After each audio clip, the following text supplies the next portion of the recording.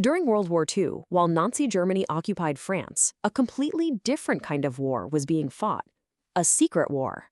In the streets, out in the countryside, even in hidden printing presses. This war was waged by an army of shadows, the French resistance. So let's get into this incredible story of defiance. To really get the resistance, you first have to understand the sheer, gut-wrenching shock of the occupation. I mean, just imagine waking up one day and your entire world is upside down. As the historian Ian Osby puts it, the French were suddenly strangers in their own land. Everything familiar was now bizarre and hostile. So our story really kicks off in 1940 with this deep, profound trauma of defeat. And look, this wasn't just a military loss. For so many people, it felt like a deep personal violation. The symbols of the occupation were just everywhere. Swastikas draped over national landmarks like the Eiffel Tower, huge banners screaming, "Germany is victorious on all fronts." It's no wonder that one of the early resistance leaders, Henri Frenay, described this sudden, brutal takeover as a feeling of rape. It was this visceral humiliation that planted the very first seeds of defiance. And, this wasn't a static thing. The occupation became a systematic tightening of the screw. Life just got harsher and harsher. This timeline here shows how the rights of Jewish citizens were deliberately stripped away. First banned from jobs, then from public places, then forced to wear a yellow star. And it all culminated in horrific events like the Grands Raffle, a mass roundup where, get this, French police arrested thousands of Jews to be deported. So how does something like the resistance even begin? Well, it wasn't some grand, coordinated plan. It started small, with individual sparks of something they called the absurd refusal. And this, right here, is the core principle that drove those first resistors. It was a purely moral stand. The refuse absurd wasn't about calculating the odds of victory. No, it was this simple, powerful belief that giving in was just intolerable, even if fighting back seemed totally hopeless. It was a deeply personal choice to just say no. And sometimes that no gets sparked by the smallest, most random incident. Take the story of Jacques Beausegent. He was an engineer, just a guy in the wrong place at the wrong time. A little scuffle breaks out between some Parisians and German soldiers. He was just a bystander, but he was the one who got arrested. For this completely trivial incident, Jacques Beausegent was executed.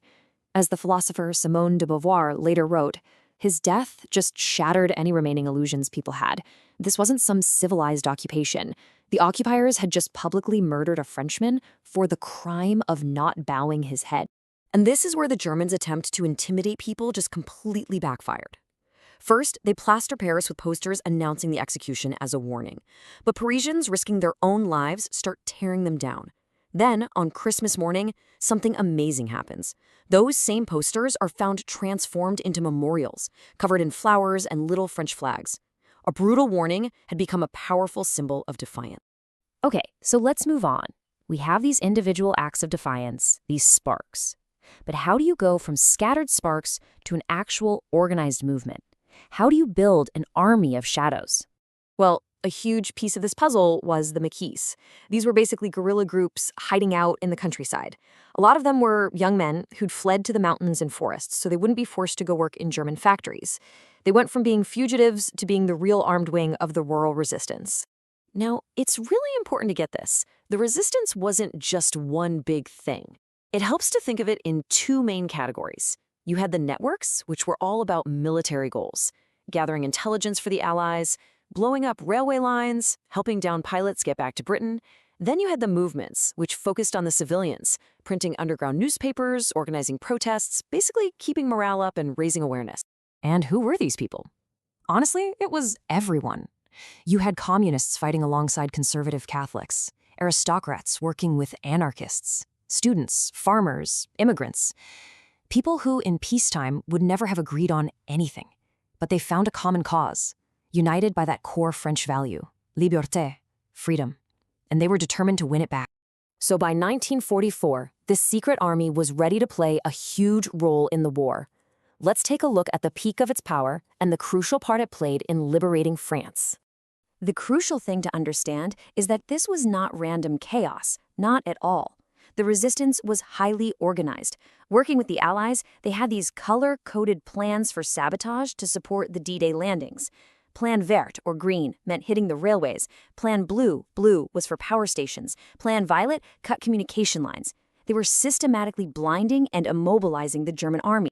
And just look at the effect D-Day had on their numbers. This chart shows the growth of the French Forces of the Interior, the FFI, which was the unified name for all the armed resistance groups. In June of 44, they had about 100,000 fighters. By October, 400,000. It's just an explosive growth. They were becoming a real army. This was it. This was the culmination of 4 long years of shadow warfare. The resistance was finally out in the open, attacking German convoys, liberating entire towns and cities, fighting shoulder to shoulder with the Allies to take back their country. But, and this is so important, this victory came at an almost unimaginable cost. We can't talk about the heroism without acknowledging the immense human sacrifice behind it all. At least 8,000 resistance fighters were killed in action, fighting in ambushes, in guerrilla attacks, and in open battle. Another 25,000 were captured and executed by firing squad, many of them only after enduring unspeakable torture. And then there's this number. An astonishing 86,000 were deported to concentration camps. The vast, vast majority of them never came home. You know, one of the resistance leaders, a guy named Emmanuel Destierges de la Vigerie, he once said that to be a resistor, one had to be maladjusted.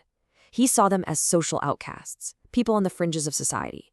And that kind of leaves us with a final thought to chew on.